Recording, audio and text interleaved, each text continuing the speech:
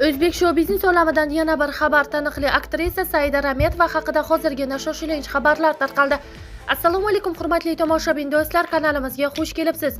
O'zbek hamda jahon shou-biznes olamidagi eng tezkor va qaynoq yangiliklarni o'tkazib yubormaslik uchun kanalimizga obuna bo'lib, videoroliklarimiz davomida bor yo'g'i bir donadan like hamda podpisatsiya tugmachalarini bosib qoldirishni unutmang. Hech qanday operatsiyalarsiz ideal qomatga ega bo'lishni istasangiz, hoziroq biz bilan bog'laning. Full body Columbia original latex korseta forum tayim losinalarimizdan xarid qiling va o'zingiz xohlagan ideal qomatga ega bo'ling.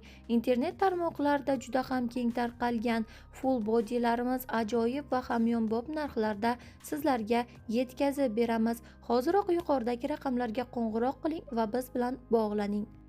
O'zbekiston xalq artisti Saida Rametova uchun 2025-yil unutilmas va barakali yil bo'ldi. Aktrisa yil yakuni munosabati bilan o'z hayotidagi eng muhim va quvonchli lahzalar haqida samimiy fikrlarini bildirdi. Juda ham yaxshi yil keldi. Hamma narsa zo'r bo'ldi.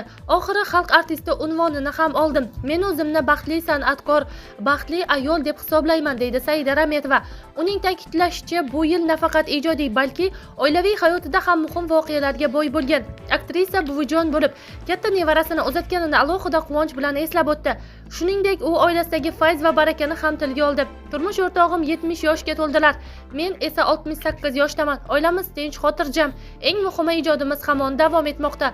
So'z yakunida Saida Rametova muxlislarni Yangi yil bayrami bilan tabriklab, barchaga sog'lik, xotirjamlik va baxt tiladi.